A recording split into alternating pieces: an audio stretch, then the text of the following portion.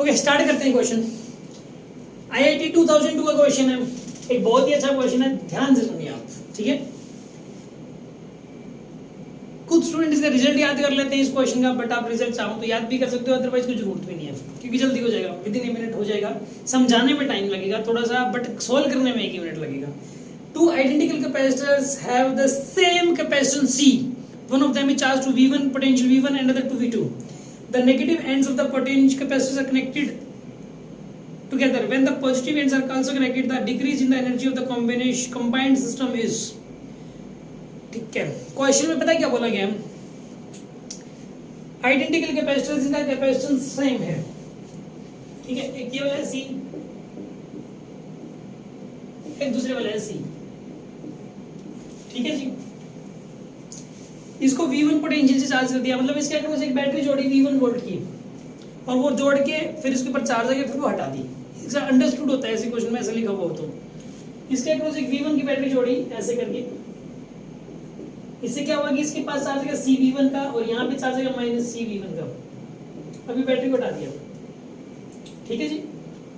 इसके across V1 का potential difference है, ठीक। ऐसे इसके अक्रॉस V2 की बैटरी जोड़ी, और V2 वाली बैटरी जोड़ती है, इसमें चार्ज आएगा CV2 का, और यहाँ आएगा -CV2 का, ठीक है। अब इन दोनों को जिस तरीके से कनेक्ट किया कि पॉजिटिव वाले पॉजिटिव से, नेगेटिव वाले नेगेटिव से, पहले तो ये अलग अलग ऐसे रखे हुए थे। अब क्या हुआ कि अब अगली पिक्चर में देखिए क्या होता है।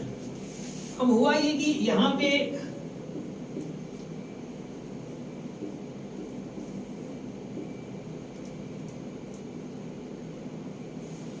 प्लस CV1 है, यहाँ -CV1 है,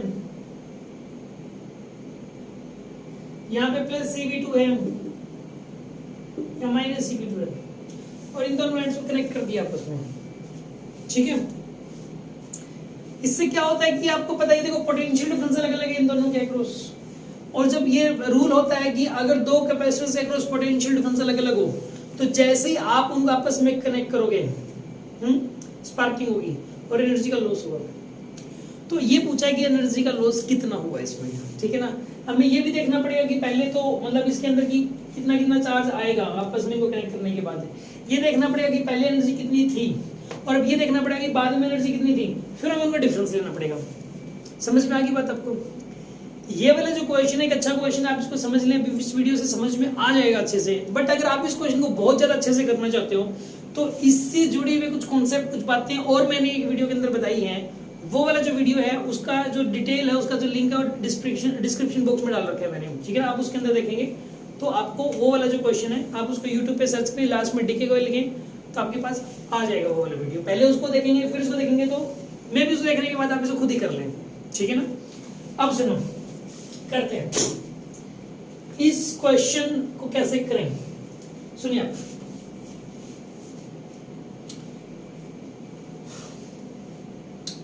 इसमें आप एक काम करो, पोटेंशियल डिफरेंसेस अक्रॉस V1 से अक्रॉस V2 अलग अलग है, बट वो चार्ज, इसमें सबसे बड़ी बात है कि एक तो चार्ज कंजर रहेगा, यहाँ पे चार्ज कंजर रहेगा, मतलब इस प्लेट के ऊपर चार्ज है CV1 का, इस पे चार्ज है CV2 का। ये जो चार्ज में टोटल वो सेम रहेगा, तो मतलब ये जो टोटल चार्ज है ना, जो टोटल चार्ज है वो CV1 प्लस CV2 ही रहेगा टोटल चार्ज। तो इस पे CV1 है, इस पे CV2 चार्ज का, इसमें कोई लॉस नहीं होगा। सबसे बड़ी बात तो ये वाली है, ठीक है। इस पे चार्ज का कोई लॉस नहीं होगा, तो चार्ज रीडिस्ट्रीब्यूट होगा, कुछ इस तरीके से रीडिस्ट्रीब्यूट होगा चार्ज कि पोटेंशियल डिफरेंस इन दोनों के अक्रॉस सेम हो जाएंगे। यहाँ पे मेनली हमें पोटेंशियल डिफरेंस सेम करना है दोनों के अक्रॉस, दोनों के अक्रॉस पोटेंशियल डिफरेंस यहाँ पे सेम होएगा, ठीक है ना। चार्ज रीडिस्ट्रीब्यूट होगा कुछ इस तरीके से होगा, जो कैपेसिटेंस का रेशियो है वही चार्ज का रेशियो होगा। कैपेसिटेंस तो सेम है यार, ठीक है, कैपेसिटेंस तो सेम है, तो चार्ज भी सेम है। कैपेसिटेंस सेम है, जो कैपेसिटेंस का रेशियो होगा वही चार्ज का रेशियो होता है, उसी से पोटेंशियल डिफरेंस बराबर होता है। तो टोटल चार्ज हो गया हमारे पास CV1 प्लस CV2, इसका हाफ कर दो, इतना चार्ज इस पे आएगा, इतना चार्ज इस पे आएगा, यानी कि डायग्राम पता है क्या बनेगा। ये अभी तो बंद नहीं किए थे, चलो अभी ऐसे कर रखेंगे, जब इनको बंद कर दोगे, नया डायग्राम बना रहा हूँ मैं, बट यार नया डायग्राम बनाऊंगा ना तो स्पेस नहीं बचेगा, ठीक है। मतलब इसी पे कर लेते हैं फिर चेंजेस। इस पे चार्ज हो जाएगा CV1 प्लस CV2/2, ठीक है, और इतना इस पे नेगेटिव आ जाएगा, मैं लिख नहीं रहा हूँ, ठीक है, इतना ही नेगेटिव इस पे आ जाएगा, और यहाँ पे भी आएगा CV1 प्लस CV2/2, और उतना ही नेगेटिव इस वाली प्लेट पे आ जाएगा, मैं लिख नहीं रहा, ठीक है।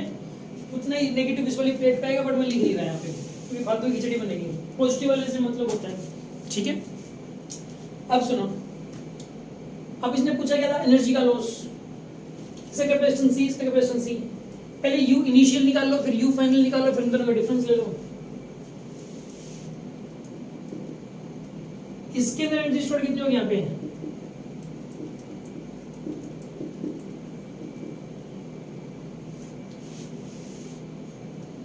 हाफ CV1 का स्क्वायर प्लस हाफ CV2 का स्क्वायर, ठीक है।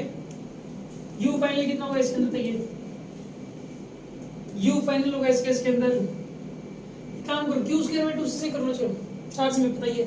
इसका भी क्यू स्क्वायर बाय 2 से करोगे यही आंसर आएगा, इसका भी क्यू स्क्वायर, क्यू चार्ज इतना है, इसका स्क्वायर बाय 2 से करोगे यही आंसर आएगा। इसका क्यू स्क्वायर बाय 2 से कर लो, यहाँ पे आएगा CV1 प्लस CV2 बाय 2, इसका स्क्वायर बाय 2c, ये आ गया इसके ऊपर थोड़ी सी, और इसके अंदर कितनी ही होगी तो इसको मल्टीप्लाई बाय 2 कर दिया आपने। इसके अंदर जो एनर्जी स्टोर्ड है इसके अंदर भी उतनी होगी तो मल्टीप्लाई बाय 2 कर दिया। अब देखो फाइनल वाली कम मिलेगी, जब आप इसको सॉल्व करोगे ना तो इससे कम मिलेगी, और इनका डिफरेंस होगा ना वो लॉस आ जाएगा आपके पास। इसने लॉस ही पूछा था शायद कि इसके अंदर जो है ना decrease in the energy of the combined system, decrease यानी कि लॉस पूछा है इसने कितना हो जाएगा। तो एक काम करो, सोल्व करना है बस आपको, ठीक है ना। कई बार बच्चे ने इनको देख के घबरा जाता है, बट ऐसी पिक्चर बन जाती है, पिक्चर ऐसा हो जाता है कई बार। तो सोल्व करते हैं इसको, सोल्व करेंगे इसको। ये बनेगा जी आपके पास CV1 का होल स्क्वायर प्लस CV2 का whole square plus 2c square V1 V2, और नीचे 2 का स्क्वायर 4 बनेगा, है ना। ये तो 4 नीचे लिख दिया, एक ये 2 ऊपर है मल्टीप्लाई में, है ना। यहाँ कर लेते हैं, ऊपर मल्टीप्लाई में 2 है, ये और मल्टीप्लाई में 2 है, ये ऊपर लिख दिया मैंने। ये 2 का स्क्वायर 4 नीचे लिख दिया, और 2c में नीचे लिख देता हूँ ये, ठीक है। ये बनेगा, इसको थोड़ा सा सिंप्लीफाई करना है जी। 2 से 2 कैंसिल कर दिया, एक c से c कैंसिल भी होगा यहाँ पे, तो इसको ना ये बनेगा जी यहाँ पे CV1 स्क्वायर, ये बनेगा जी यहाँ पे CV2 स्क्वायर, ये बनेगा जी यहाँ पे 2C1 2CV1 V2, ये बनेगा जी आपके पास 2CV1 V2 बाई में 4, ये आएगा आपके पास। हाँ जी, अगर यहाँ तक अगर समझ में आ गया है तो डन बोल दो, अदरवाइज बोल दो डाउट है तो डाउट पूछ लो यार। Done sir. Okay good, good. ये आपके पास यू फाइनल आ गया जी, ये यू इनिशियल था जी, ठीक है। अब आपको इसको you initial minus you final करना है, ठीक है। मैं इसको रब कर रहा हूँ, यहाँ पे सोल्व कर रहा हूँ, ठीक है। ये तो रिजल्ट याद कर लो यार, बाय द वे पेपर में आ जाए ना, कौन सोल्व करेगा इतना। कुछ चीजें ना पेपर में पता नहीं क्या आ जाए, मतलब कुछ चीजें याद ही करनी पड़ती हैं, ठीक है ना। रट्टा मारो खींच के जबरदस्त बड़ा लिख लो, मतलब कहीं से अलग से बेसिक पॉइंट बना लो अपने खुद के, ठीक है ना। पेपर में तो यार कंपटीशन है यार, एक आपको पता ही है। अगर बाय द वे किसी बच्चे ने ये रिजल्ट याद कर रखा है इसका, मैं मानता हूँ चलो चांसेस 0.01% आने के, बाय द वे आ गया, बाय द वे आ गया यार, आप 5 नंबर का फर्क पड़ेगा सीधा। और चलो ये इसका टाइम कहीं और लगेगा ना फिर, ठीक है ना। और रिजल्ट तो मैं बताऊँ, बायो वाले जो स्टूडेंट कितनी सारी चीजें याद करते हैं यार, बायो वालों को कितना याद करना पड़ता है सोचो, केमिस्ट्री में इनऑर्गेनिक में कितना याद करना पड़ता है।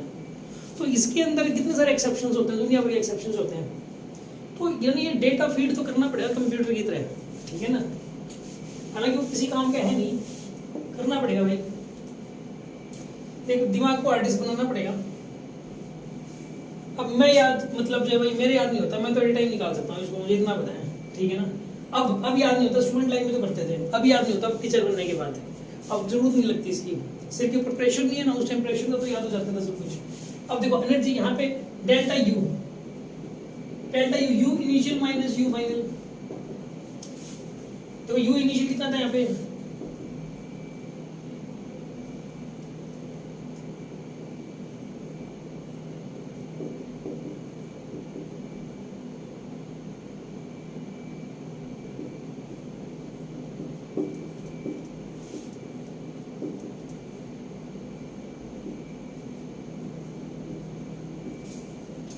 ये बनेगा आपके पास, सोल्व कर लो आप इसको, करो कि यहाँ पे आएगा CV1 स्क्वायर बाय 4 ही आएगा ये,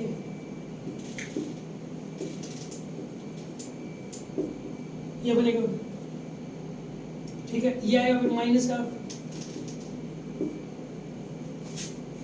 ठीक है।